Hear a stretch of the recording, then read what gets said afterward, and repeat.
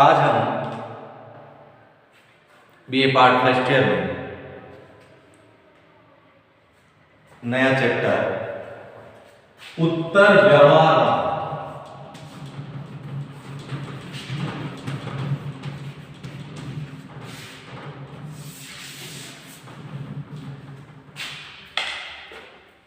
बात यहां आती है कि उत्तर व्यवहारवाद की आवश्यकता क्यों पड़ी।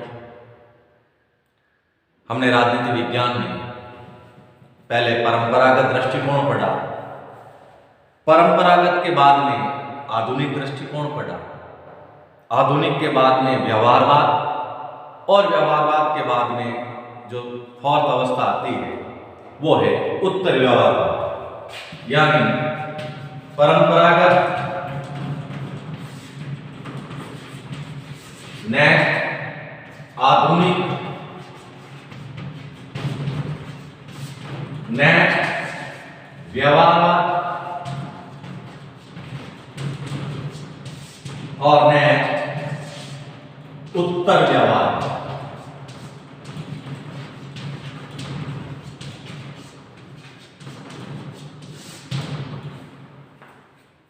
उत्तर व्यवहारवाद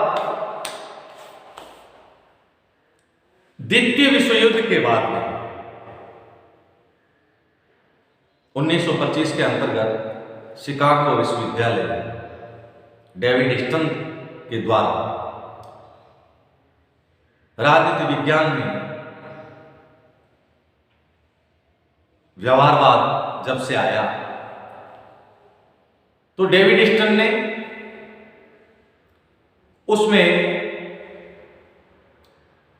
अपने अनेक सिद्धांतों का उल्लेख किया, लेकिन इतना उल्लेख करने के बावजूद भी व्यवहारवाद में बहुत कमियां रह गई। तो एकमात्र उत्तर व्यवहारवाद सिद्धांत ऐसा है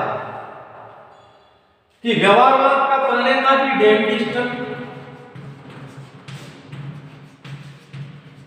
और उत्तर व्यवहारवाद का प्रणेता भी डेविड स्टन। तो व्यवहारवाद में कमियों के फलस्वरूप इसका प्रणेता डेविड स्टन, लेकिन इसका आलोचक भी डेविड स्टन था। कारण कि बहुत सी कमियां रही, तब इन्होंने व्यवहारवाद के आगे का रूप उत्तर व्यवहारवाद दिया। कहने का मतलब विश्व के अंतर्गत अनेक प्रकार के आणविक अस्त्रों का आतंक, गृहयुद्ध, काले व गोरों के रंगभेद की नीति, जनसंख्या विस्फोट और भी अनेक विश्व के अंतर्गत ऐसी अनेक समस्याएं उत्पन्न हो गई जिसकी तरफ व्यवहारवाद का ध्यान नहीं गया। तो उस स्थिति को सुचारू रूप से पूर्ण करने के लिए वापस डेविड स्टन ने व्यवहारवाद के बाद का उत्तर व्यवहारवाद सिद्धांत दिया। अब बात आती है कि उत्तर व्यवहारवाद क्या है। उत्तर व्यवहारवाद उसे कहते हैं जब व्यवहारवाद के प्रति असंतोष का परिणाम ही उत्तर व्यवहारवाद है। व्यवहारवाद में कमियों को पूर्ण करने के लिए जो सिद्धांत आया है वो उत्तर व्यवहारवाद, जो विकास की ओर है। द्वितीय विश्व युद्ध के बाद की एक क्रांति है, एक गतिशील प्रक्रिया जिसमें अनेक राजनीतिक विद्वानों ने उत्तर व्यवहारवाद की ओर विश्व के सभी राजनीतिज्ञों का ध्यान आकृष्ट किया। अब बात आती है कि आखिर में व्यवहारवाद और उत्तर व्यवहारवाद में दोनों में किस बात को लेकर विवाद था। तो वो है तथ्य और मूल्य।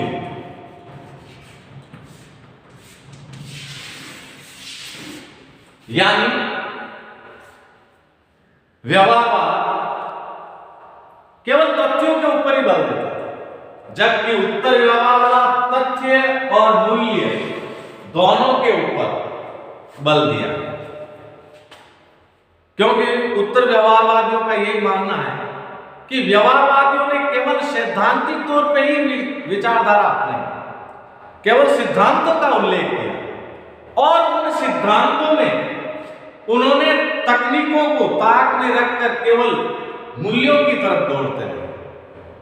लेकिन उत्तर व्यवहारवादियों ने तकनीक के साथ साथ तथ्यों और मूल्यों पर भी बल दिया। इसके बाद जो स्थिति आई है वो ये है कि उत्तर व्यवहारवाद का एक अगला चरण साबित हुआ, एक रूढ़िवादिता। मेन चीज आती है कि उत्तर व्यवहारवादियों का उत्पत्ति के कारण क्या है। उत्पत्ति के कारण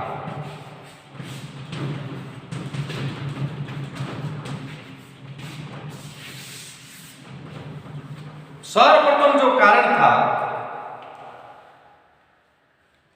रूढ़िवादिता, जड़ता और दिशाहीनता, इन तीन चीजों के कारण उत्तर व्यवहारवाद की उत्पत्ति का कारण बना। ये एक व्यवहारवाद के विरुद्ध प्रतिक्रिया, ये एक व्यवहारवाद के प्रति असंतोष का परिणाम। तो कहने का मतलब यही है कि समाज, राज व्यवस्थाएं और विश्व के अनेक संकट, जैसे उदाहरण के लिए आणविक गृह युद्ध का होना, अमेरिका में काले और गोरे लोगों के बीच अंतर होना, तानाशाही की बढ़ती भूमिका, प्रवृत्तियां और जनसंख्या विस्फोट, तो इन चीजों को मिटाने के लिए उत्तर व्यवहारवाद की हमें आवश्यकता हुई। तो कहने का मतलब है कि परिभाषा के रूप में यदि देखा जाए तो उत्तर व्यवहारवाद के प्रति असंतोष का परिणाम है, व्यवहारवाद के विरुद्ध एक प्रतिक्रिया। और व्यवहारवाद और उत्तर व्यवहारवाद के बीच जो लड़ाई थी, जो विवाद था, वो है तथ्य और मूल्य का। व्यवहारवाद का प्रणेता भी डेविड ईस्टन है और उत्तर व्यवहारवाद का प्रणेता भी डेविड ईस्टन है।